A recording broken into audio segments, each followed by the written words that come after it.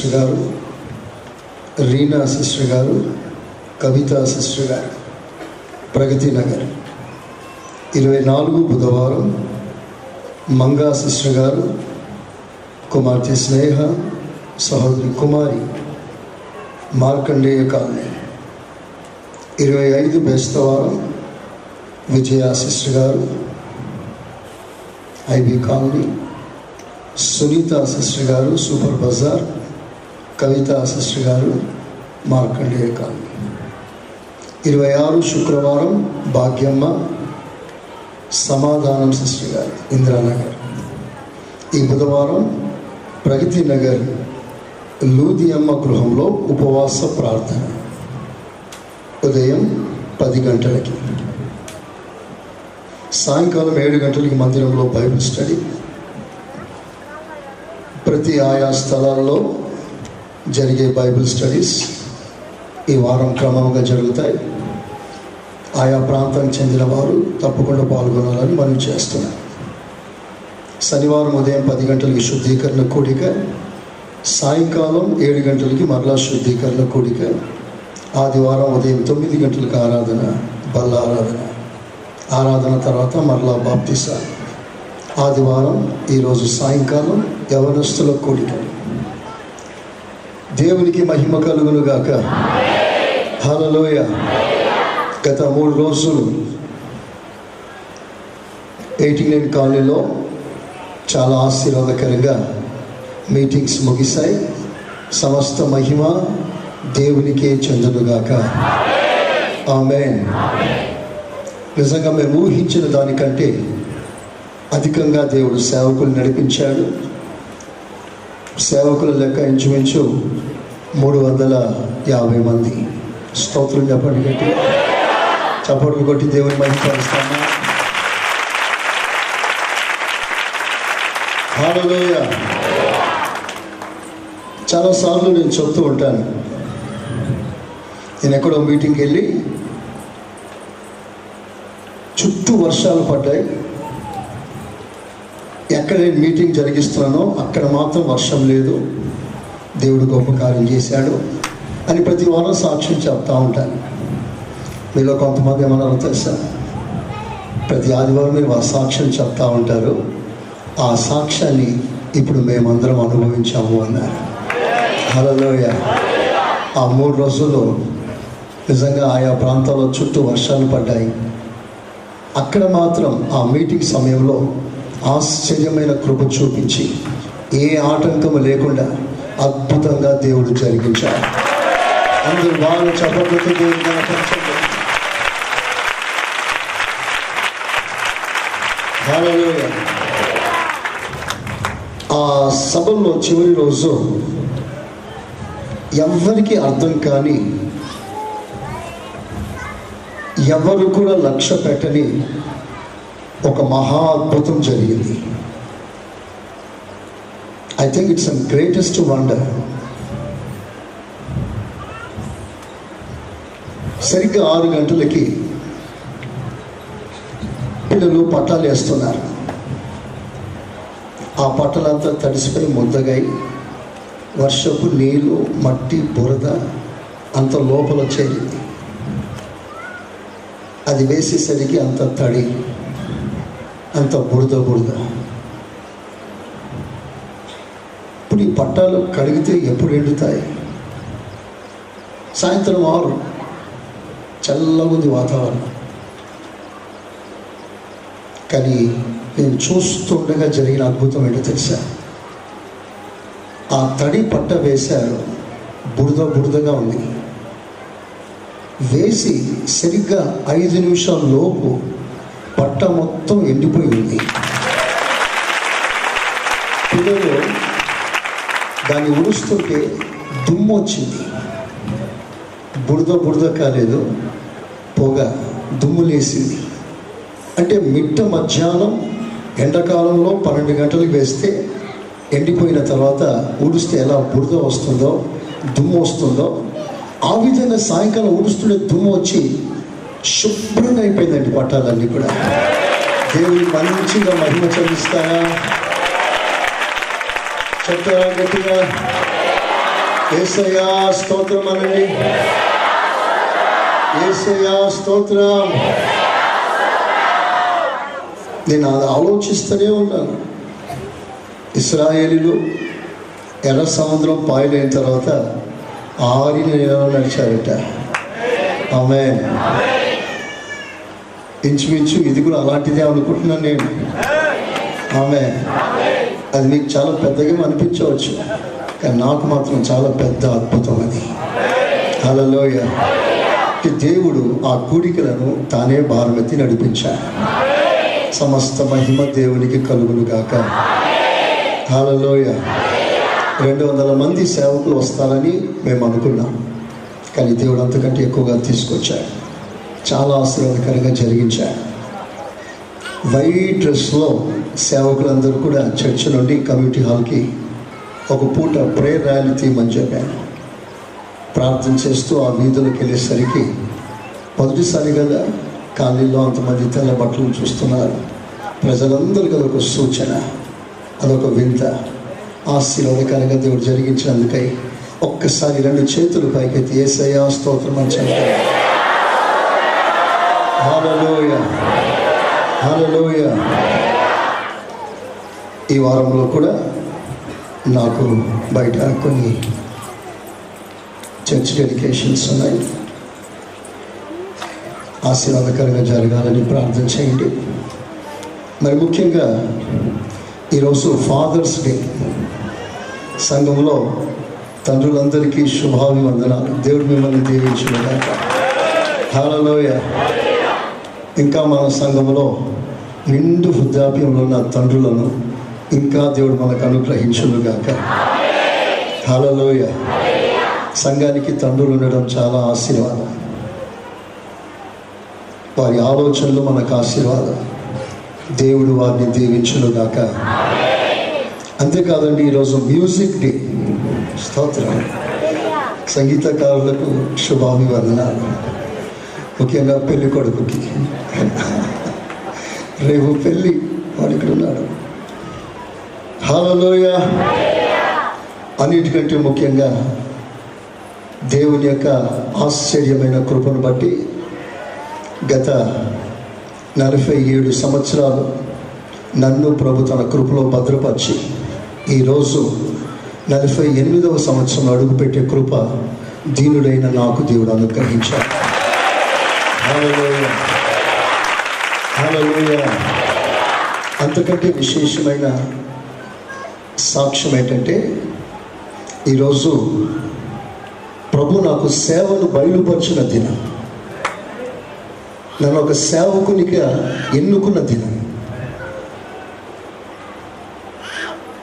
సరిగ్గా ఇదే రోజు ఉదయకాలం 6 గంటల సమయంలో మా ఇంటి దగ్గర హైదరాబాద్లో సమీపంలో ఉన్న ఓ కొండల ప్రాంతానికి వెళ్ళాను. వెళ్ళి నాలో ఆ రోజు ఒక తీవ్రమైన ఆందోళన నాలో కలిగింది. చాలా తీవ్రమైన ఆందోళన. ఎంత తీవ్ర స్థాయి చేరిందంటే, ఆ రోజు ఏదో ఒకటి తేలాలి అన్న తీవ్రత స్థాయి. ఆ రోజు నేను మా ఇంటి సమీపంలో కొండపైకి వెళ్ళిపోయాను. ఉదయకాలం 6 గంటల సమయంలో కొండపైకి వెళ్ళాను. అక్కడ మోకరించి ప్రభుని అడిగిన మాట ఒకటి, ప్రభువా, నేను విశ్వాసిన, నేను ఒక సేవకున్నా, ఒక్క మాట చెప్పయ్యా అని ప్రార్థన ప్రారంభించాను. ఇంచుమించు సాయంకాలం 4 గంటలైంది.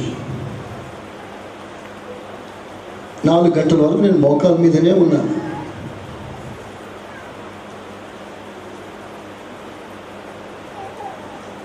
మధ్యాహ్నం దాటిన తర్వాత నాలో బాధ మొదలైంది. ఒక్క మాట కూడా దేవుడు ఎందుకు మాట్లాడాడు?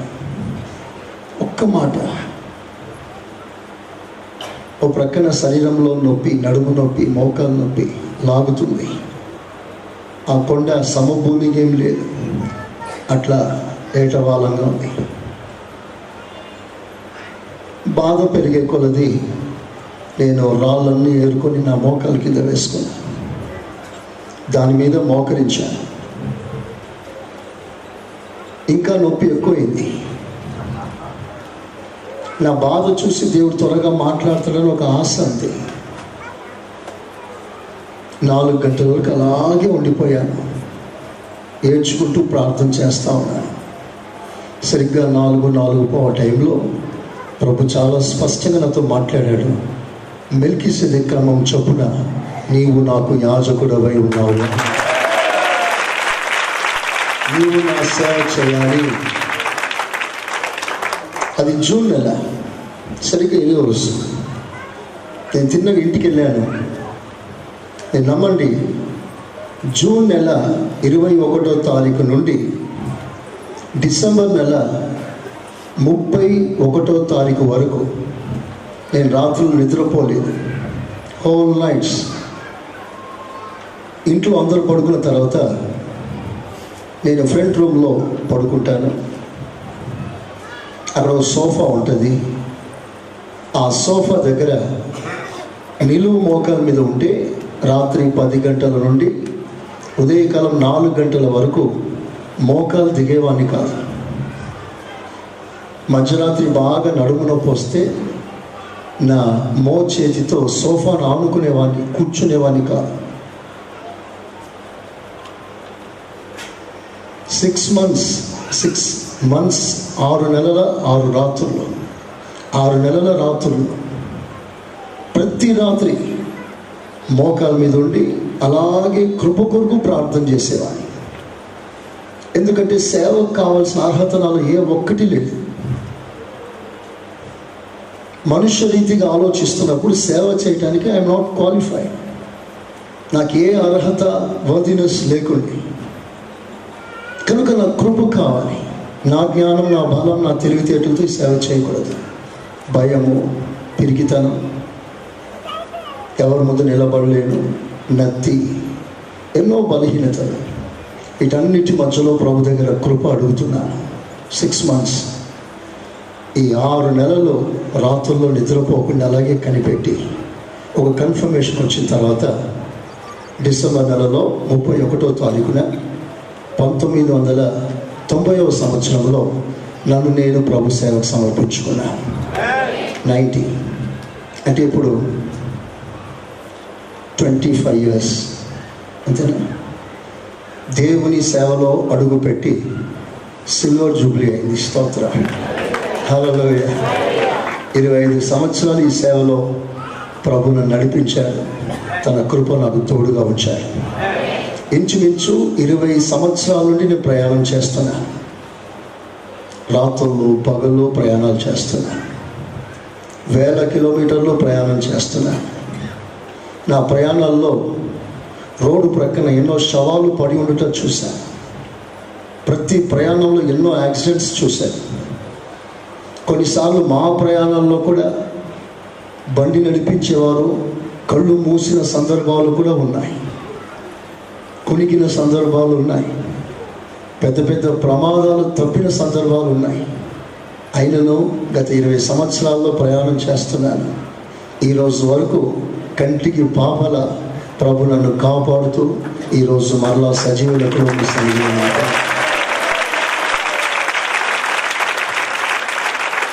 సమస్త మహిమ దేవునికి కలుగునుగాక. అయితే ఈ సేవా జీవితాల్లో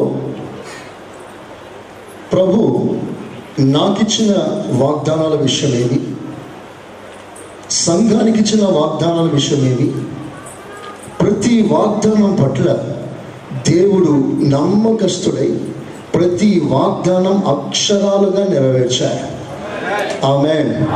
ప్రతి వాగ్దానం నేను మీకు చూపిస్తాను. ఒక వాక్యాన్ని మనం చదువుకుందాం. సరిగ్గా ఒక 10 నిమిషాల్లో ఈ వాక్య పరిచయం ముగిస్తాను. చదవండి. శామ్యూయల్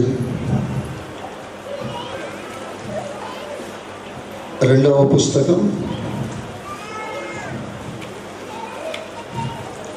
అందరు తీయండి ఆ మాటలు.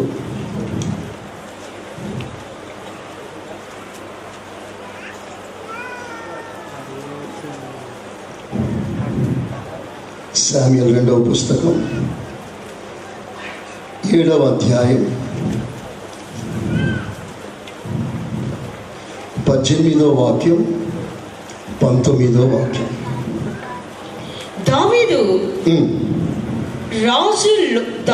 రాజు లోపల ప్రవేశించి, దావీదు రాజు దేవుని సన్నిధిలోనికి ప్రవేశించి యెహోవా సన్నిధిని కూర్చుండి ఈలాగున మనవి చేశాను, నా ప్రభువా యెహోవా, ఇంతగా నీవు నన్ను హెచ్చించుటకు నేనెంతటి వాడను, నా కుటుంబం ఏ పాటిది, ఇంత హెచ్చుగా చేసినదన్నయు నీ దృష్టికి కొంచెమై మానవుల పద్ధతిని బట్టి బహుకాలము జరిగిన తర్వాత నీ దాసుడనైన ఈ సంఘం, ఈ గ్లోరియస్ పరిచర్య కలుగబోవు దానిని గూర్చి, ఈ గ్లోరియస్ మినిస్ట్రీస్ కి కలుగబోవు దాని గూర్చి నీవు సెలవిచ్చి ఉన్నావు. యెహోవా నా ప్రభువా, దావీదు అను నేను ఇక నీతో ఏమి చెప్పుకుందును, ఏం చెప్పాలి?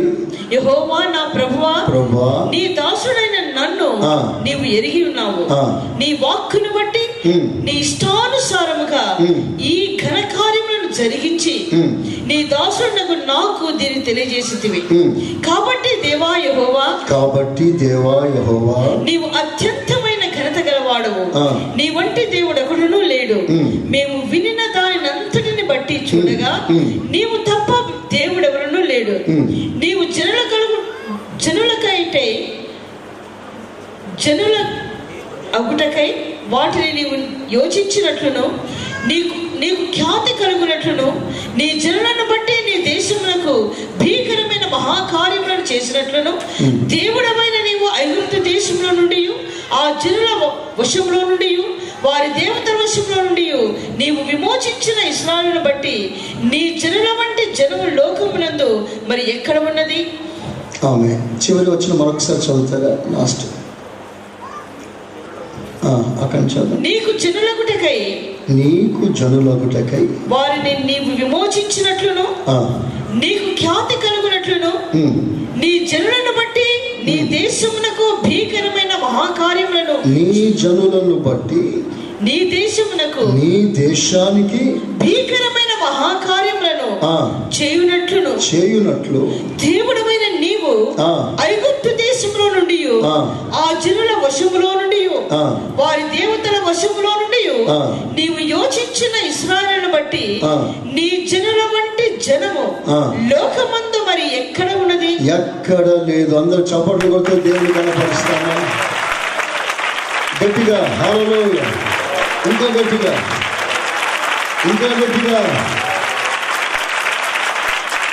అర్హతే లేని, యోగ్యతే లేని నాపై నీకు ఇంత ప్రేమ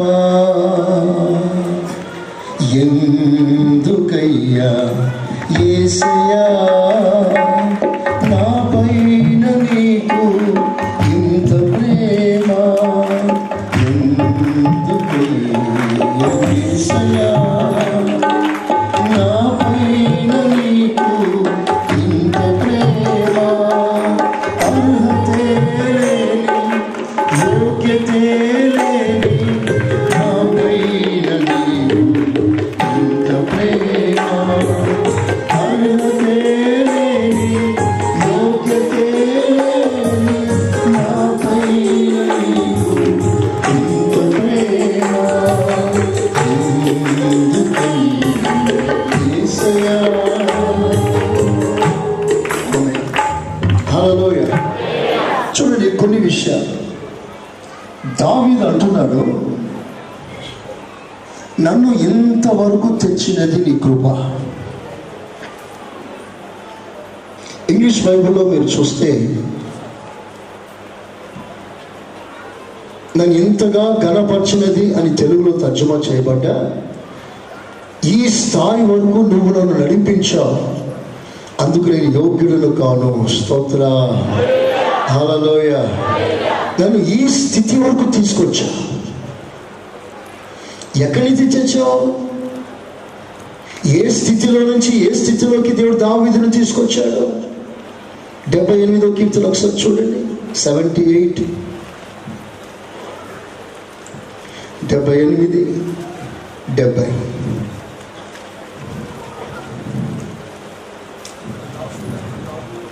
చదువు మైక్లో. తన దాసుడైన దావీదును కోరుకుని గొర్రెల దొడ్డిలో నుండి అతన్ని పిలిపించాను.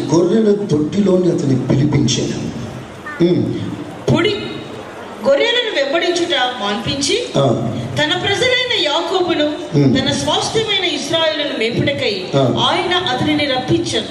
ఆమేన్, హల్లెలూయా. చెప్తాం ఒకసారి గట్టిగా అందరం కలిసి, హల్లెలూయా. దావీదు యొక్క ఒక దీనమైన సాక్ష్యం. నేను ఎక్కడ ఉండవలసిన వాడను, ఏ స్థితిలో ఉన్నవాడను, కనీసం నాకు నా తండ్రి ఇంట్లో కూడా గౌరవం లేదు. తోబుట్టిన సహోదరులు నన్ను లెక్క చేయరు. నా గ్రామస్తులకు నేను చిన్నచూపు. ఏ చిన్న పని చేయడానికి కూడా అర్హత నాకు లేదు అని అన్నలందరినీ సైన్యానికి పంపించి నాకు మాత్రం గొర్రెలను చేతికి అప్పగించి నన్ను గొర్రెలను ఖాయమని అడిగి పంపించారు. శామ్యూల్ వచ్చినప్పుడు నీ పిల్లలందరినీ తెమ్మన్నా దావీదుని తేయడానికి తండ్రికి కూడా మనసు లేదు. ఎందుకంటే అసలు లిస్టులో లేడు. అక్కడ ఉన్నాడు దావీదు.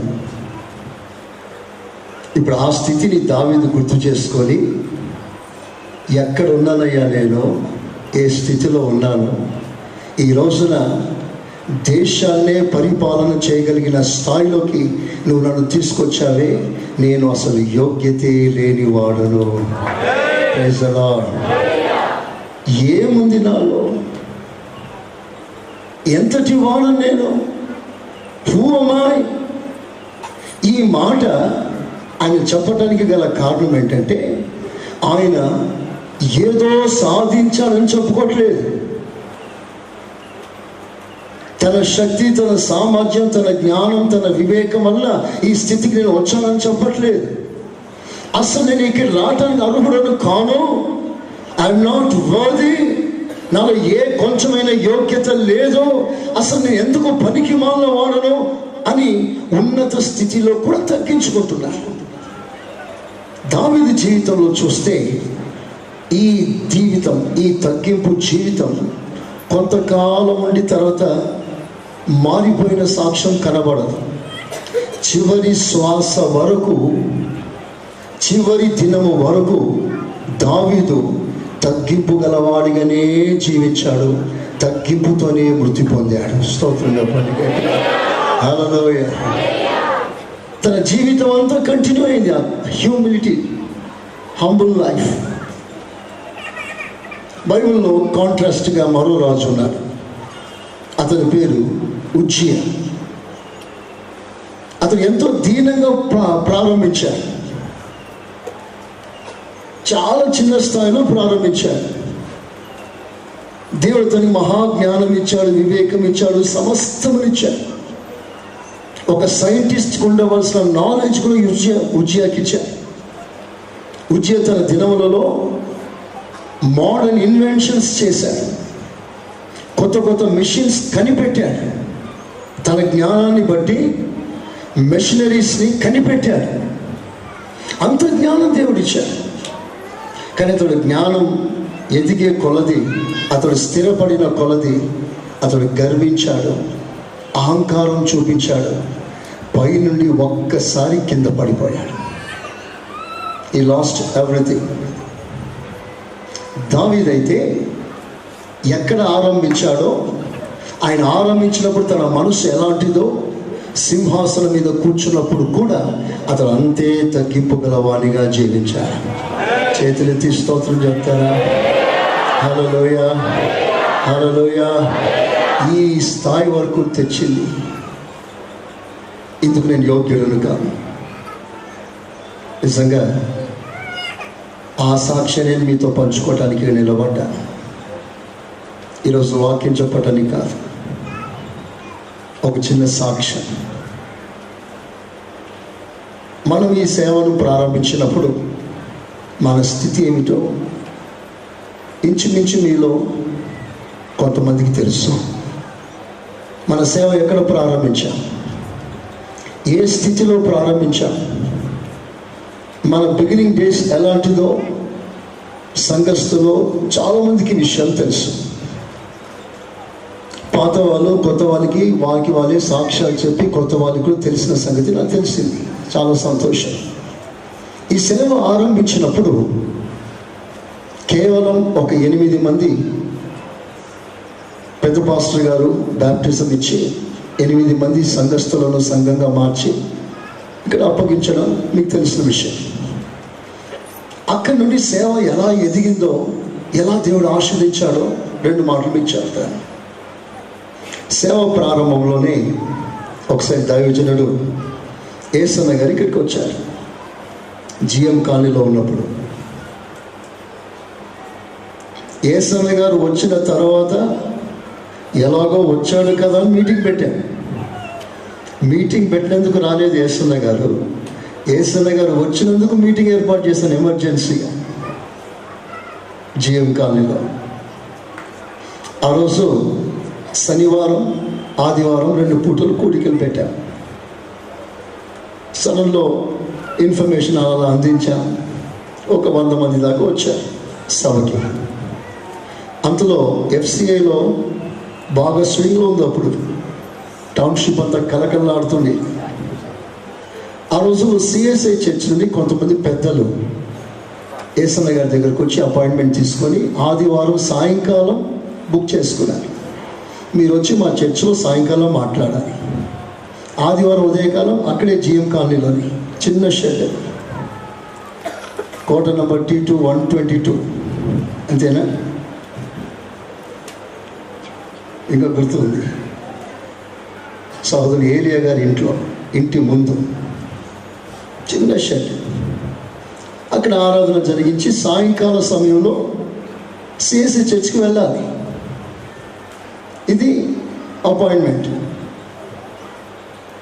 చిత్రం ఏంటంటే ఆ రోజు శనివారం వాక్యం చెప్తూ ఉండగానే ఏసన్న గారి అన్న చనిపోయాడు. టెలిగ్రామ్ వచ్చింది. టెలిగ్రామ్ చూసిన వెంటనే ప్రసంగం అంతా అయిపోయిన తర్వాత రాత్రి ఏసన్న గారు వెళ్ళిపోయారు.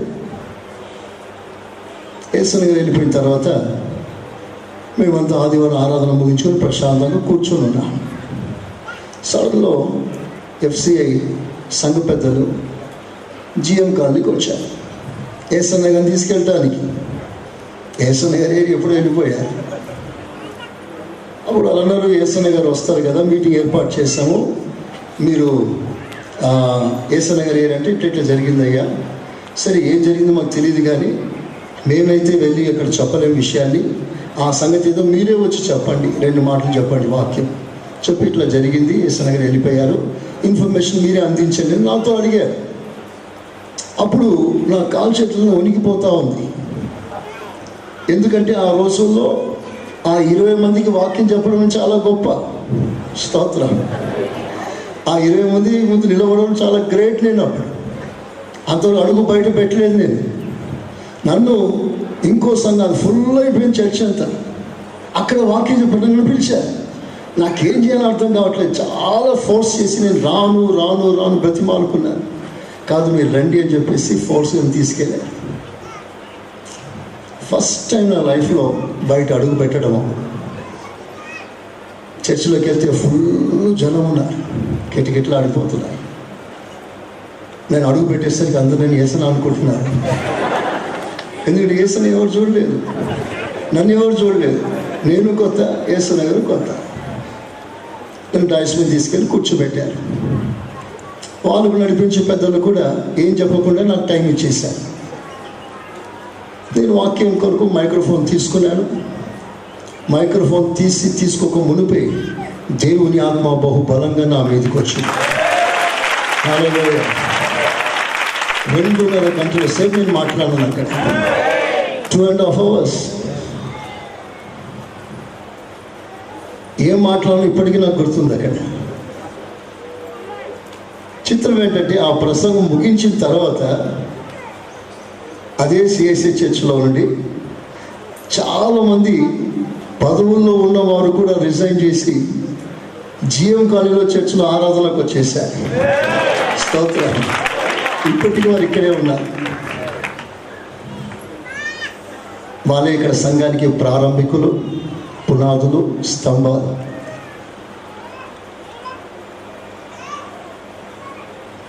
అలాగున్న సేవ ఇక్కడ మొదలైంది. అక్కడ నుండి అంచెలంచెలుగా దేవుడి సేవను ఆస్వాదిస్తూనే ఉన్నాడు.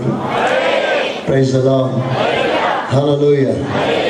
నేను ఎప్పుడు ఒక మాట అంటుంటాను, సేవ 2 రకాలుగా ఉంది. శరీరాన్ని బట్టి కలిగేది సేవ, ఆత్మను బట్టి కలుగుచున్న సేవ.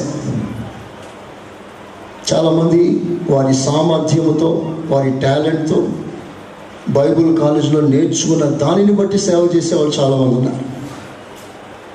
వారికి తెలిసిన ఇన్ఫర్మేషన్తో సేవ చేసేవాళ్ళు ఉన్నారు. వారికి ఉన్న వాక్ చాతుర్యంతో సేవ చేసేవాళ్ళు ఉన్నారు. వారికి ఉన్న డబ్బుతో చర్చి కట్టి మైక్రోఫోన్లు కొనుక్కొని రకరకాలుగా సేవలు చేసేవాళ్ళు ఉన్నారు. అది శరీర సంబంధమైన సేవ. ఆ సేవ ఒక్కసారి ఎదిగినట్లుగా కనిపిస్తుంది, కానీ అది ఎక్కువ కాలం ముందుకు వెళ్ళదు, సడన్లో అణిగిపోతుంది. కానీ ఆత్మ ద్వారా జరుగుతున్న సేవ ఒక్కసారి ఆరంభమైన సేవ దేవుని చేతుల మీదుగా కొంచెం పైకి ఎత్తబడితే ఆ ఎత్తబడిన సేవ క్రమక్రమంగా పైకి వెళ్తుంది, కానీ మరలా ఎన్నడూ కిందికి రాదు. అది స్తోత్రం చెప్పండి గట్టిగా. హల్లెలూయా. ఆ డిఫరెన్స్ మీరు చూడాలి. ఆది అపోస్తలుల కాలంలో మేడగదిలో కూడి ఉన్నప్పుడు, దేవుని ఆత్మ చేత నింపబడినప్పుడు మొదటి సంఘం ఆరంభమైంది. That was the beginning of the church. ఆత్మతో ఆరంభమైంది సంఘం. ఆ సంఘం ఎప్పుడైతే ఆరంభమైందో ఆ రోజు నుంచి ఎన్ని శ్రమలు, ఎన్ని బాధలు, ఎన్ని హింసలు, ఆ సంఘాన్ని అణిచివేయాలని ఎన్ని ప్రయత్నాలు, ఎన్ని ఆగ్ర శక్తులు ప్రయత్నిస్తుండగా కూడా ఏ శక్తి కూడా ఆ సేవను అణిచివేయలేనంత ప్రభావం, ఆ శక్తి, ఆ విడుదల అవుతూ సేవ క్రమక్రమముగా ప్రపంచం అంతా పాకిపోయింది. చప్పలు కొడతారు ఒకసారి. హల్లెలూయా. యెరూషలేములో ఆరంభమైన ఆ సేవ, 120 మందితో ఆరంభమైన సేవ ప్రపంచమంతా వ్యాపించింది. దీనికి కారణం అది ఆత్మ ద్వారా ఆరంభమైంది. Praise the lord. ఈరోజు ప్రపంచంలో ఎన్నో సేవలు చూస్తున్నాం. అదే 10 మందితో ఆరాధన జరుగుతూ ఉంటుంది, అదే కొద్ది మందితో సేవ జరుగుతూనే ఉంటుంది. పర్మనెంట్గా చర్చ్ కట్టి ముగించేస్తారు. 1 టైం చర్చ్ కన్స్ట్రక్షన్. ఒక్కసారి చర్చ్ కట్టడం ముగించిన తర్వాత అదే చర్చిలో వాళ్ళ తండ్రులు, వాళ్ళ పిల్లలు సేవ చేస్తూనే ముగించేస్తున్నారు. మీరు చూడండి, ఆత్మ వలన జరుగుతున్న సేవ, శరీరం వలన జరుగుతున్న సేవ. శరీరానికి పుట్టింది శరీరం, ఆత్మకు పుట్టింది ఆత్మ. శరీరం నశించిపోతుంది ఎలాగో, శరీరం దైవరాజ్యానికి ఎలాగో పాత్రత, యోగ్యత లేనిదో, అలాగే శరీరం ద్వారా జరుగుతున్న సేవ కూడా దేవుని రాజ్యానికి అర్హత సమకూర్చనేరదు. రక్త మాంసములు దేవుని రాజ్యాన్ని స్వతంత్రించుకోరు. ఆత్మ లేని సేవలు ఎన్నో మనకు కనిపిస్తాయి. ఎంత చక్కగా మాట్లాడినా అభిషేకం అనేది లేకపోతే ఆ సేవలో అద్భుతమైన దేవుని కార్యం, దేవుని స్వరూపం, దైవికమైన పరిపూర్ణత ఆ సంఘంలో విడుదల కాదు. అది మీరు తెలుసుకోవాలి.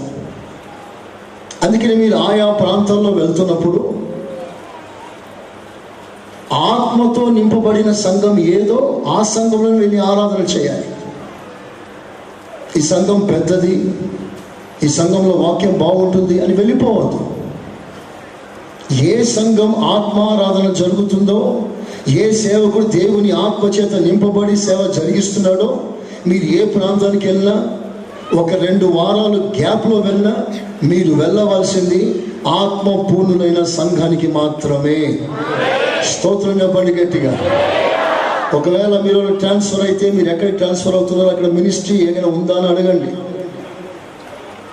సరిగ్గా మీరు వెళ్ళిన ప్రాంతాలు లేకపోయినా ఇంచుమించు అటు ఇటు ఏదైనా సంఘాలు ఉన్నాయని అడగండి. అన్నిటికంటే ప్రధానమైన విషయం మంచి క్వార్టర్స్ ముఖ్యం కాదు, మంచి సంఘం మీకు ముఖ్యము. ఆమేనండి గట్టిగా. అన్ని వసతులు ముఖ్యం కాదు, మంచిగా వాక్యం మీకు సమృద్ధిగా అందుబాటులో ఉన్న సంఘమే మీకు ప్రాముఖ్యమైంది. అలాంటి స్థలమే మీరు ఎంచుకోవాలి. దేవునికి మహిమ కలుగును గాక. హల్లెలూయా. మన సంఘానికి దేవుడు ఇచ్చిన వాగ్దానం ఎలాగెలా నెరవేర్చాలో చూశారు. సేవ ప్రారంభంలోనే 30-40 మంది ఉన్న రోజుల్లోనే నేను ఒక వాగ్దానం ఇచ్చాను. ఏమిటా వాగ్దానం అంటే, నాకు సేవ చేయు లేవీయుల సంతానాన్ని, దావీదు సంతానాన్ని నేను విస్తరింప చేస్తాను అన్నాడు. Praise the lord. నాకు సేవ చేయు లేవీయులను అంటే సేవకులు, దావీదు సంతానం అంటే విశ్వాసులు. సేవకుల సంఖ్య విస్తరింప చేస్తాను, విశ్వాసుల సంఖ్య విస్తరింప చేస్తాను అని ఎప్పుడు ఏమీ లేనప్పుడు దేవుడు వాగ్దానం ఇచ్చాడు. దావీదు అదే అంటాడు, బహుకాలం తర్వాత జరగబోయే దానిని నీ సేవకునికి బయలుపరిచితివి. చప్పట్లు కొట్టండి ఒకసారి. హల్లెలూయా. జరగలేదు, ఫ్యూచర్లో జరగబోతుంది. జరగబోయే దానిని ముందే దేవుడు బయలుపరిచాడు, ఒక వాగ్దానాలుగా ఇచ్చాడు. ఆ రోజుల్లో ఎక్కువ నాకు ఒక అసిస్టెంట్ లేదా ఒక 2-3 సేవకులు, నాతో పాటు సిస్టర్స్లో ఒక 2-3 సేవకులు. ఆ రోజుల్లో దేవుడు ఇచ్చిన వాగ్దానం, లేవీయుల సంతతిని విస్తారంగా నేను చేస్తాను. ఈ రోజున దేవుని మహాకృపను బట్టి నేను చెప్పగలిగిన అద్భుతమైన సాక్ష్యం ఏంటంటే, దేవుడి మినిస్ట్రీకి కేవలం ఇక్కడ ఉన్న సేవకులు మాత్రమే కాకుండా ఈ సేవ యొక్క ప్రభావం వేల మంది సేవకులు లేపుతా ఉంది. స్తోత్రం చెప్తారా గట్టిగా. హల్లెలూయా, హల్లెలూయా. వాళ్ళు నా మినిస్ట్రీలో లేకపోయినా పర్వాలేదు, మినిస్ట్రీ బోర్డు పెట్టకపోయినా పర్వాలేదు, ఇక్కడ జరుగుతున్న ఈ టీచింగ్స్ని బట్టి, ఈ ఉపదేశాన్ని బట్టి వేల మంది సేవకులు స్థిరపడుతున్నారు.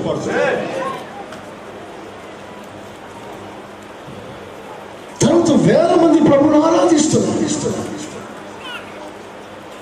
ఇక్కడ ఉన్న సంఖ్య ఇంతే కావచ్చు, కానీ గ్లోరియస్ మినిస్ట్రీస్ అనే బ్యానర్లో ఈ రోజున సార్వత్రికంగా అన్ని ప్రాంతాల్లో వేల మంది ప్రభువును ఆరాధిస్తున్నారు.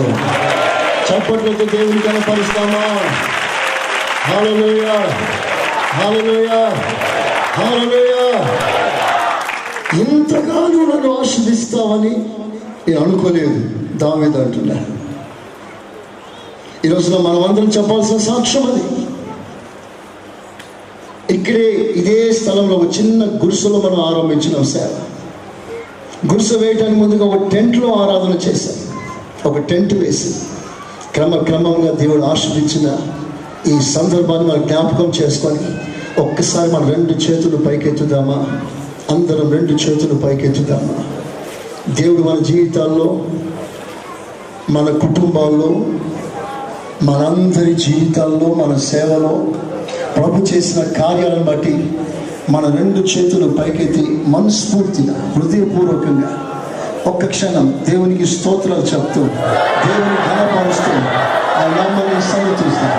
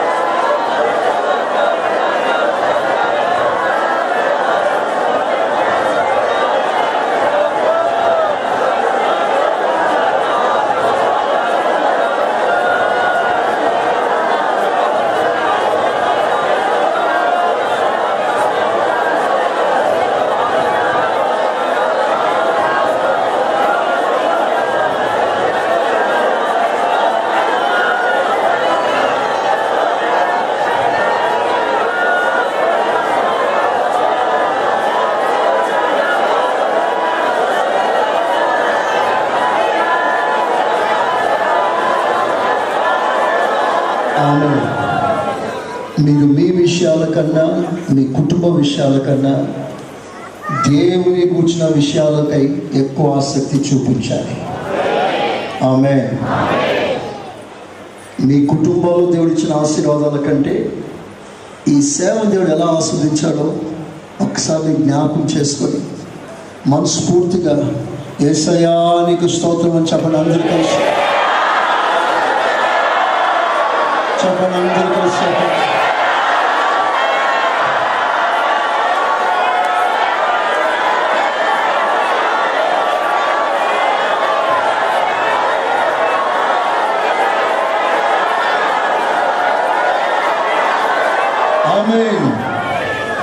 దీన దశలో నేనున్నప్పుడు నన్ను మరువనిది నీ కృపా. నేనే స్థితిలో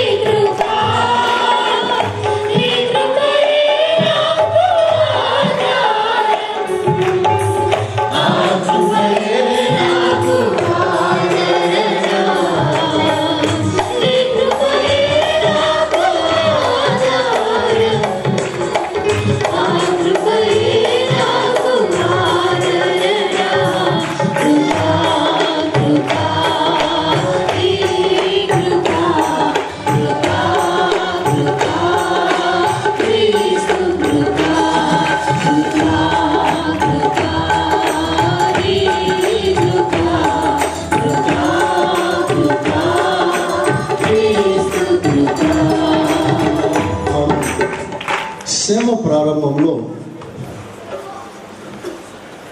విశ్వాసుల సంఖ్య చాలా తక్కువ ఉన్న సంగతి మీరు విన్నారు.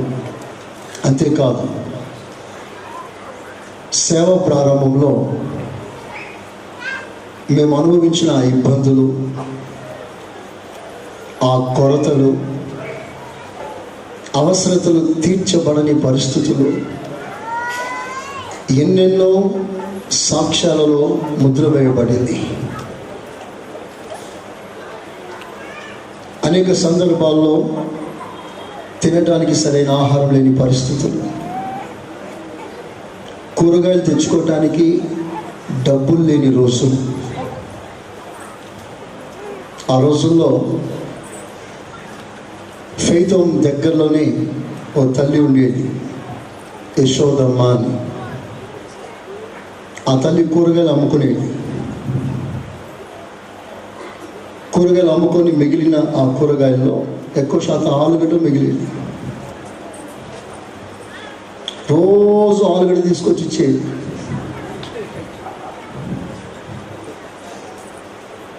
ఓ డాక్టర్ అన్నారు, మీరు ఇలా కావటానికి ఆలుగడ్డే కారణం అన్నారు.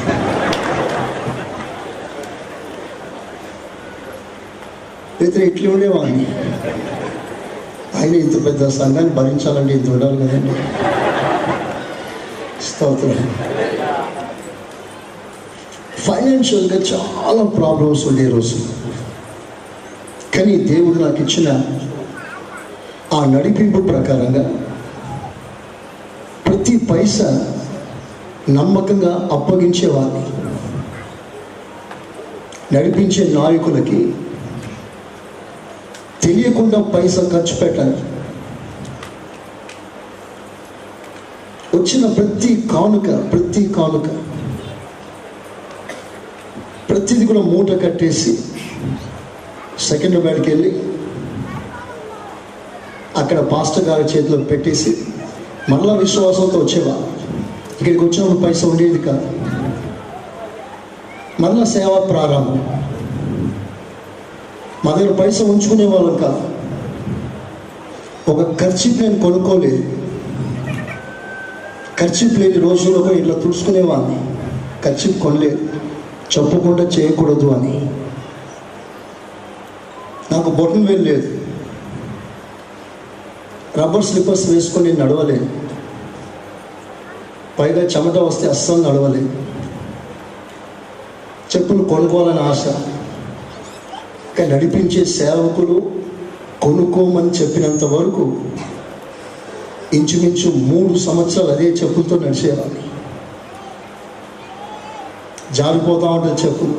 ఈ 4 వేలతో గట్టిగా పట్టుకున్నప్పుడు ఆ వేళ్ళన్నీ నొప్పులు వస్తాయి. ఒకరోజు పాస్టర్ గారు ఎన్నుకున్నారు, నేను ముందు నడుస్తున్నాను. నేను నడుచుటలో ఇబ్బందిని చూసి పిలిచి, ఎందుకు అలా కష్టపడుతున్నా నడవటానికి అని కాలు చూసినప్పుడు జారుతా, చెమటలన్నీ వచ్చేసి జారిపోతా ఉంటాయి. అప్పుడు పాస్టర్ అమ్మ ఒక లెదర్ చెప్పులు కొనిచ్చింది, శాండిల్స్. అప్పుడు పాస్టర్ గారు కొనిచ్చిన తర్వాత అప్పుడు నేను వేసుకున్నాను. అంటే నడిపించే సేవకులకి తెలియకుండా ఏ ఒక్క చిన్న పని నేను చేయలేదు. దేవుని సన్నిధిలో నేను చెప్తున్న సాక్ష్యం. ప్రతి పైసలో నమ్మకంగా ఉండేవాడిని. అలాగున్న దేవుడు క్రమక్రమంగా ఆస్వాదించడం మొదలుపెట్టాడు. జేబులో డబ్బులు పెద్దగా ఉండేది కాదు. విశ్వాసులే అన్నీ ఆ రోజు తీసుకొచ్చి ఇచ్చేవారు. రేషన్, బియ్యం, ఉప్పు, పప్పు మొత్తం టోటల్గా, ఈవెన్ సోప్స్ కూడా. ఆ రోజుల్లో పాస్టర్ గారు సంఘానికి వచ్చినప్పుడు ఆ విషయాలు బాగా చెప్పాడు. మీ ఇంట్లోంచి ఒక సోప్ తీసుకొచ్చి ఇవ్వాలి, ప్రతి దాంట్లో 10% ఇవ్వాలి. అలా విశ్వాసులు ఆ రోజులు ఇచ్చేవారు. సో నేను డబ్బులు పెద్దగా ఖర్చు పెట్టి రేషన్ కొనవలసిన అవసరం నాకు లేకుండా ఉండింది. ఆ రోజుల్లో ఆ విధంగా కొన్నిసార్లు ప్రయాణం చేయడానికి డబ్బులు ఉండేది కాదు. ఫర్ ఎగ్జాంపుల్ కరీంనగర్ వెళ్ళాలంటే కరీంనగర్ పోయే వరకు ఛార్జీలు ఉండవు, పెద్దపల్లి వరకే ఛార్జీలు ఉంటాయి. ఆ పెద్దపల్లి వరకు వెళ్ళి అక్కడి నుంచి నడవాలి. అలా నడిచిన సందర్భాలు ఉన్నాయి. కొన్నిసార్లు డబ్బులు లేకుండానే కొన్నిసార్లు ఉన్నాయి అనుకుని బస్సు ఎక్కేసా. మేలక నా దగ్గర ఉంది అనుకుంది, నేను మేలక దగ్గర ఉంది అనుకుని ఎక్కేసాను బస్సు.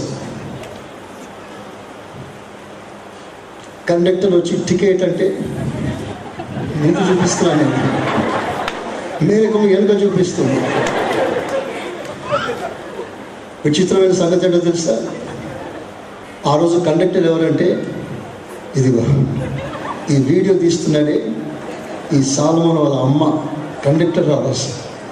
ఆమె టికెట్ కొట్టించింది ఫ్రీగా మాకు. కరెక్ట్గా ఆ రోజు ఆమె ఎక్కింది కండక్టర్గా. దేవునికి మహిమ కలుగును గాక. హల్లెలూయా.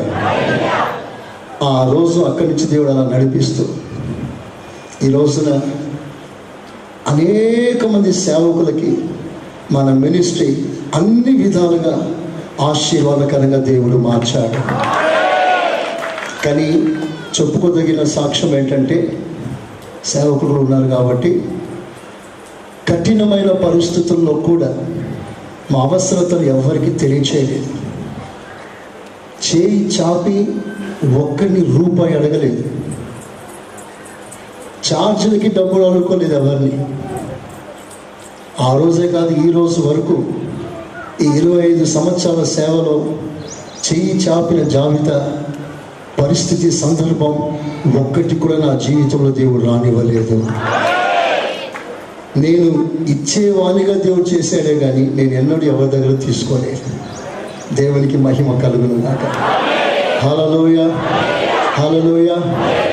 ఆ విధంగా దేవుడి సేవను జ్ఞాపకం చేసుకున్నాడు. ఇలాంటి సేవ దేవుని ప్రణాళికలు ముందే రాసి పెట్టాడు. అన్ని తగిన కాలంలో తగిన కార్యాలు జరిగాయి. ఆ తర్వాత వ్యక్తిగతంగా నాకు ఎన్నో వాగ్దానాలు దేవుడు ఇచ్చాడు. ఈ రోజున నా వాగ్దానాలను ఒకసారి చూశాను, బైబిల్లో రాసుకున్నాను. కరెక్ట్గా ఆ వాగ్దానాలు ఆయా సంవత్సరాలు అలాగే నెరవేరినాయి. ఒక సందర్భంలో సిగ్గుపడి అవమానంతో తలదించుకునే సందర్భం ఉంది. ఆ తర్వాత 2-3 సంవత్సరాల గ్యాప్ తర్వాత విశ్వాసంతో ఒక వాగ్దానం ఇచ్చాను. నీ తల పైకెత్తు వాడను, నీకు అతిశయాస్పదం కలుగునట్లుగా నేను చేస్తానన్నా. సరిగ్గా అదే సంవత్సరం దేవుడు నా తల పైకెత్తాడు. దేవునికి స్తోత్రం. ఎక్కడ అవమానం పొందానో, ఎక్కడ సిగ్గుపడ్డానో, ఎక్కడ ఎవరి నోట నేను భయంకరమైన శాపం అనుభవించానో వారి నోరే మరలా నేను ఆశీర్వదించేటట్లుగా దేవుడు చేశాడు. దేవునికి మహిమ కలుగును గాక. హల్లెలూయా. ఇలాగ ప్రతి వాగ్దానం దేవుడు స్థిరపరిచాడు. బహుకాలం తర్వాత జరగబోవు దానిని నీ దాసుడైన దావీదునకు బయలుపరిచితివే. బయలుపరచడం మాత్రమే కాదు, నువ్వు అలాగున చేసితివే. స్తోత్ర. ఇంత జరిగినా కూడా దావీదు మనసులో ఆ humbleness, that's the only point I want to concentrate. Humbleness. ఒక వ్యక్తిలో తగ్గింపు గుణాన్ని దేవుడు చూస్తే ఆ వ్యక్తి పడిపోయిన బలహీనుడైన ఆ తగ్గింపు హృదయాన్ని బట్టి దేవుడు తప్పకుండా తిరిగి లేపుతాడు, ఉన్నత స్థితికి దేవుడు తీసుకెళ్తాడు. హల్లెలూయా. అది ఉన్నతమైన అనుభూతి. ఒక చిన్న ఇన్సిడెంట్ చెప్తాను. ఓ తల్లికి సంతానం లేదు, చాలా కాలం బాధపడింది. ఒకరోజు మరో స్త్రీని తన భర్తకు అప్పగించింది. ప్రపంచంలో ఒక స్త్రీ దేనినైనా అప్పగిస్తుంది, కానీ తన భర్తకి ఇంకో స్త్రీని అప్పగించలేదు. ఈమె పేరు శారా. ఈ శారా ఏం చేసింది? హాగర్ని అబ్రహాంకి అప్పగించింది. ఆమె అప్పగించింది అంటే హాగర్లో ఏం చూసుంటుంది ఆమె? ఆమె ఒక పని మనిషి. ఎంత నమ్మకంగా ఉండి ఉంటే ఈమె వల్ల నాకు సంతానం కలుగుతుంది, కలిగినప్పుడంతా ఈమె నాకు అణిగి ఉంటుంది. ఆమె ఎంతకాలం కనిపెట్టి నిర్ణయం తీసుకొని చూడవచ్చు, ఎంత కీన్గా అబ్జర్వ్ చేసి ఉండొచ్చు. చాలా కాలం అబ్జర్వ్ చేసింది. ఆమెలో చాలా నచ్చిన గుణాలు ఈమె కనిపడ్డాయి. ఒకరోజు హాగర్ని తీసి అబ్రాహాంకి ఇచ్చింది. ఈ హాగర్ కూడా చాలా దీనంగా ఉండింది, వెరీ హంబుల్. ఏంటమ్మగారు అని చేతులు జోడించి అడుగుతుండేది. ఇలాగే తగ్గింపుతోనే బ్రతుకుతుంది. ఒకరోజు ఆమె గర్భవతి అయింది. బైబిల్లో రాస్తుంది. ఎప్పుడైతే ఆమె గర్భం ధరించిందో సరిగ్గా ఆ క్షణం నుంచి ఆమె తన్ను తాను హెచ్చించుకుంది. శారాని లెక్క చేయకుండా చేసింది. పాఠం ఏమిటి? ఆ తర్వాత ఆమె జీవితంలో ఏం జరిగింది సమస్తం మీకు తెలుసు. ఇంట్లో లేకుండా బయట గెంటివేయబడింది. ఆమె సంతానం ఆశీర్వాదానికి మూల కారణంగా మారలే. శరీర సంబంధులు వారు. గర్వం, అహంకారం, అతిశయం ఆమెలో ప్రవేశించి ఇక తగ్గించుకోవడం మానేసి చివరికి ఆమె సంతానము కూడా గర్వం, అహంకారంతో నిండిపోయింది. ఇప్పుడు చూడండి, వాళ్ళ సంతానానికి ఎంత గర్వం, ఎంత అహంకారం ఉంటుందో చూడండి. అద్దం పట్టిన సాక్ష్యం. రాహేలు కూడా గర్వం ఉండేది, అందమును కూర్చున్న గర్వం. నాకంటే సౌందర్యవంతులు ఎవరు లేరు అని. ఆ గర్వాన్ని, అహంకారం చూసిన దేవుడు ఆమె గర్వాన్ని మూశాడు. తన సహోదరి లేయా విషయంలో పెద్దగా సవాలు చేసేది. ఆమె చిన్న చూపు చూసింది. ఎప్పుడైతే ఈమె లేయా విషయంలో హీనంగా ఎంచిందో దేవుడు ఆమెనే ఆస్వాదించాడు, కానీ రాహేల్ని మూలకు నెట్టేశాడు. నేను అంటాను, గర్వం, అహంకారం వస్తే దేవుడిని ఎదిరిస్తాడు. మైండ్లో రాసుకోండి, దేవుడు ఎదిరిస్తాడు. చెప్పాలి అందరూ, ఎవరు ఎదిరిస్తారు? దేవుడు ఒకవేళ ఎదిరిస్తే ఇక నీ లైఫ్ ఏంటి, నీ ఫ్యూచర్ ఏంటి? Then God opposes you. Who will support you? What will be your future? ప్రపంచంలో అందరూ శత్రులే, దేవుడు ఒక్కడే మనకు తోడై ఉంటే ప్రపంచాన్ని జయించే కృప దేవుడు ఇస్తాడు. కానీ ప్రపంచమే నీకు తోడై ఉండి దేవుడు ఒక్క నేను ఎదిరిస్తే నువ్వు పైకి రాలేవు, నువ్వు వర్ధిల్లలేవు, ఎక్కడో బాగుపడలేవు. నేను సంఘానికి పదే పదే చెప్తున్నా, మనం ఎంత దీనంగా తగ్గించుకొని ఉంటామో అంతగా దేవుడు మనల్ని హెచ్చిస్తూ ఘనపరుస్తూ ఆశీర్వదిస్తూనే ఉంటాడు. ఒక మాట చెప్పాలంటే తగ్గింపు అనేది ఒక ఫ్యాక్టరీ, ప్రొడక్షన్ ఫ్యాక్టరీ. ఆశీర్వాదాల కర్మాగారం తగ్గింపు. మన చివరి శ్వాస వరకు సంఘానికి, సంఘ క్రమానికి, సంఘ కట్టడలకు, దైవజనులకు, వాక్యానికి, దేవునికి పూర్తిగా అప్పగించుకొని తగ్గించుకొని లోబడి ఉన్నంత కాలం ప్రభు ప్రత్యేకంగా ఆశీర్వదిస్తాడు. అలాగనే ఉజ్జియాను ఆశీర్వదించాడు. ఎంతవరకు ఆశీర్వదించాడు అంటే అతడు లోబడినంత వరకు, సేవకుల మాట విన్నంత వరకు. ఒకరోజు సేవకుల మాట వినలే, నడిపింపుకు లోబడలే, గర్వం, అహంకారం, వెంటనే అతడు పడగొట్టబడ్డాడు. ఈ విషయాలు మీకు తెలిసింది. దావీదు విషయంలో ఒక మాట మీకు చెప్తాను. అతడు ఎంత చేసినా కూడా తగ్గించుకుంటాడు, ఎంత చేసినా తగ్గింపు కలిగే ఉంటాడు. ఒక చిన్న సందర్భం మీకు గుర్తు చేస్తాను. దినవృత్తాంతముల పుస్తకం తీయాలన్నా, దినవృత్తాంతముల పుస్తకం 29వ అధ్యాయం 14వ వాక్యం చూడండి.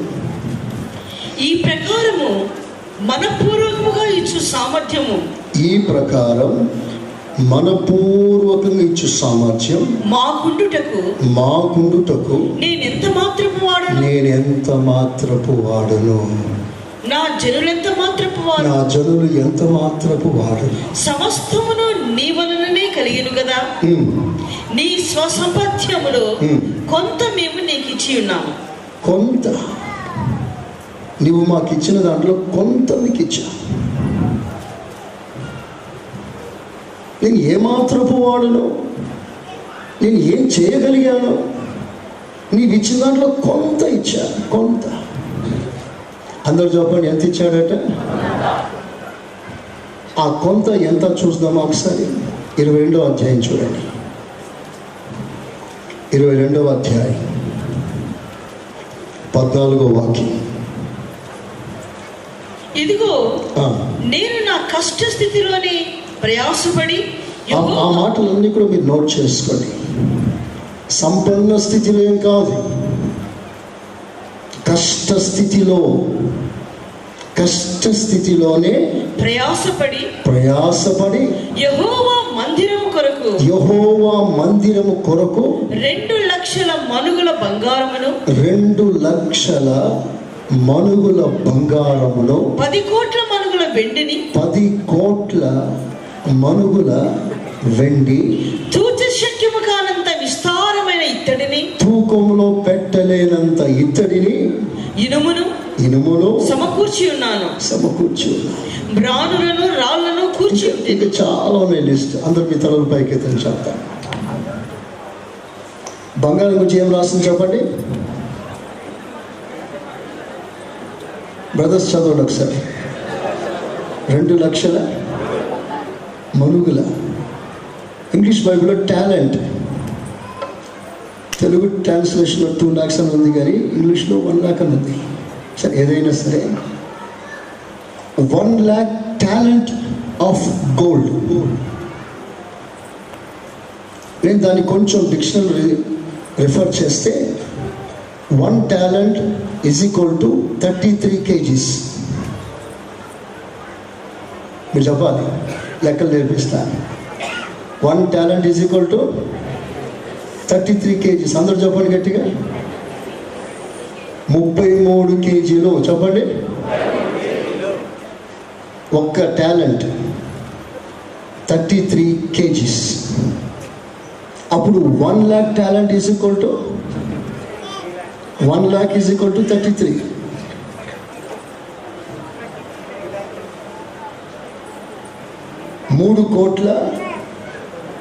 3 లక్షల కేజీల బంగారం. హలో, సవర కాదు, తులం, అరతులం కాదు, 3 టన్నుల బంగారం, 3 టన్స్.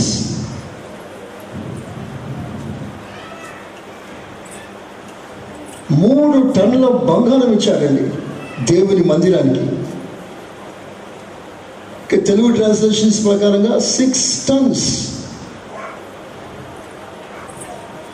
6,06,00,000 కేజీలు. ఎన్ని ట్రాక్టర్లు, ఎన్ని డంపర్లు, ఎన్ని టిప్పర్లు. మట్టి కాదు, దేవుని మనం మట్టి పోపించలేదు, బంగారం పోపిస్తున్న టిప్పర్లతో. అలా పోసి నేనెంతటి వాడను అంటాడు. నేనేం చేశాను? ఏదో నువ్వు ఇచ్చినాడు, కొంత ఇచ్చానంటున్నాడు. కొంత ఆ భక్తునికి ఇచ్చిన కృపను బట్టి అందరు చప్పట్లతో దేవుని హల్లెలూయా చెప్పండి గట్టిగా, హల్లెలూయా.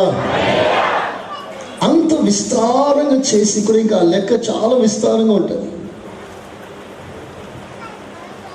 అంటే అంత ఘనంగా దేవుని సన్నిధిలో వాడబడి కూడా దీనంగా ఉన్నాడు, తగ్గింపు కలిగి ఉన్నాడు. అదే ఆ తగ్గింపే దావీదుని సింహాసనం వరకు చేర్చింది, సింహాసనంలో స్థిరపరిచింది. ఆ తగ్గింపే. స్తోత్రం. చాలా మంది పైకి ఎక్కుతారు, అక్కడి నుంచి పడగొట్టబడతారు. సరళ దీవించబడతాడు, సరళ దిగిపోతాడు. ఒక వ్యక్తి పైకి ఎక్కిన వాడు అలాగే స్థిరంగా ఉండాలంటే ఆ వ్యక్తికి తగ్గింపు అవసరము. హల్లెలూయా. తగ్గించుకుందాం. ఈ రోజున నేను దేవుని సన్నిధిలోంచి చెప్పగలిగిన సాక్ష్యం ఏంటంటే, మీ అందరి విషయంలో ఏ ఒక్కరి చిన్న వాని విషయంలో కూడా నిర్లక్ష్యం చేయకుండా ఉండే అనుభవం ఈ రోజున దైవజనుడైన నాకు అనుగ్రహించాడని దేవుని సన్నిధిలో సాక్ష్యం ఇవ్వగలుగుతున్నాను. పేదవాణ్ణి కూడా ఎన్నడూ నిర్లక్ష్యం చేయలేదు. సంఘంలో ఎందుకు పనికిరాడు అని ఎంచబడిన వాణ్ణి కూడా నిర్లక్ష్యం చేయలేదు. సేవ విస్తారంగా పెరుగుట వలన విజిటింగ్స్ మానేసేదే కానీ ఎవరిని నిర్లక్ష్యం చేయలేదు. ఈ సేవని దేవుడు ఇంతగా ఆశీర్వదించడానికి కారణం 2. ఒకటి దేవుడు, రెండవదిగా మీ ప్రేమ, మీ ఆదరణ. మీరు అన్ని విధాలుగా కుడి భుజాలుగా మమ్మల్ని సపోర్ట్ చేశారు, మమ్మల్ని ఆదుకున్నారు. మీ ఆదరణ, మీ ప్రేమ మా గుండెల్లో ఎంతగానో బలమైన చోటు చేసుకుంది. అందును బట్టి దేవునికి మహిమ కలుగును గాక. హల్లెలూయా. బాధపడిన సందర్భాలు నాలో ఎన్నో ఉన్నాయి, ఏడ్చిన సందర్భాలు ఎన్నో ఉన్నాయి. మీలాంటి తండ్రులు మమ్మల్ని చేరదీసి ఆదరించిన సందర్భాలు కూడా ఎన్నో ఉన్నాయని సాక్ష్యం ఇవ్వగలుగుతున్నాను. దేవుడు నాకు ఇచ్చిన ఈ అమూల్యమైన విశ్వాసం బట్టి నేను అతిశయంగా ఫీల్ అవుతూ దేవుని నామములకు మహిమ కలుగును గాక. దేవునికి మహిమ కలుగును గాక. హల్లెలూయా, హల్లెలూయా. చివరిగా నేను చెప్పే మాట ఏమిటంటే, ఈ బంధం, ఈ ప్రేమ, ఈ సహవాసం కడ వరకు కొనసాగాలి. అందరూ ఆమేనంటారా? సంఘంలో ఏదైనా బలహీనత వచ్చినప్పుడు ప్రభు ఆ విషయాన్ని ఆత్మావేశం ద్వారా బయలుపరచబడినప్పుడు ఆ విషయంలో మీరు సమర్పించుకోవాలి, అప్పగించుకోవాలి. దేవుని వాక్యానికి పూర్తిగా సమర్పించుకోవాలి. ఈ పుల్పిట్ దిగిన తర్వాత ఒక తండ్రి లాంటి మనసు ప్రతి వాణ్ణి చేర్చుకోగలిగిన కృప దేవుడు మీ దాసులకు ఇచ్చారు. ఆమేన్. ఈ రోజున ఒక తండ్రి దినము అని నేను ధైర్యంగా చెప్పగలుగుతున్నాను. Father's Day. ఒక ఫాదర్ యొక్క హృదయం ఏంటో తెలుసండి? తన పిల్లడు తప్పు చేసినా అతని క్షమించి చేర్చుకుంటాడు.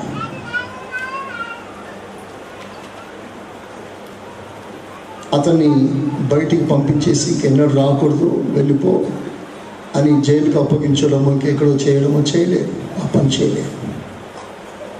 ఇప్పుడు సంఘానికి అందరికీ తండ్రి లాంటి మనసు వస్తే మన పిల్లల పట్ల మనం ఎలా వ్యవహరిస్తామో మిగతా వారి పట్ల కూడా అలాగే వ్యవహరించి ప్రతి వారిని క్షమించి ప్రతి వారిని పైకి లేపటానికే మనం ప్రయత్నం చేయాలి. మన పిల్లోడు మన వంటి వాడు కావాలని ఏ తండ్రి కోరుకుంటున్నారో అలాగే ప్రతి తండ్రి ఎదుటివాడి పిల్లవాడు కూడా పైకి రావాలని కోరుకోగలిగిన మనసే తండ్రి మనసు. ఆమేన్, ఆమేన్. ఆ విధంగా ఒక తండ్రిగా మిమ్మల్ని అందరినీ మనస్ఫూర్తిగా ఆశీర్వదిస్తున్నాను. దేవుడు మిమ్మల్ని అందరినీ ఆశీర్వదించునుగాక. మీ పిల్లలందరినీ దేవుడు వృద్ధి చేయునుగాక. మీ పిల్లలందరికీ దేవుడు మంచి భవిష్యత్తును అనుగ్రహించునుగాక. అన్నిటికంటే ముఖ్యంగా మనం ఆత్మలో బలము పొంది ప్రభు రాకడ కొరకు సంపూర్ణంగా సిద్ధపడటానికి దేవుడే సహాయము చేయునుగాక. అందరూ ఆమేనందమా? అందరు చప్పట్లతో దేవుని కనపరుస్తామా?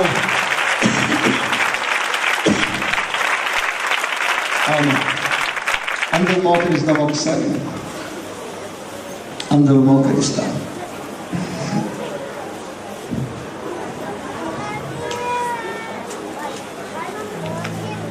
అందరూ ఒక మాట చెప్పండి. ఇంతవరకు మమ్మల్ని దీవించినందుకు స్తోత్రం అని చెప్పండి.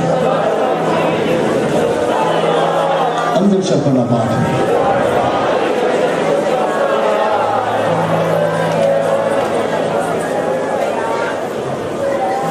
ఈ సేవను ఇంతగా ఆశీర్వదించినందుకు స్తోత్రం అని చెప్పండి. ఆగవద్దు, చెప్పండి, చెప్తా ఉన్నాను.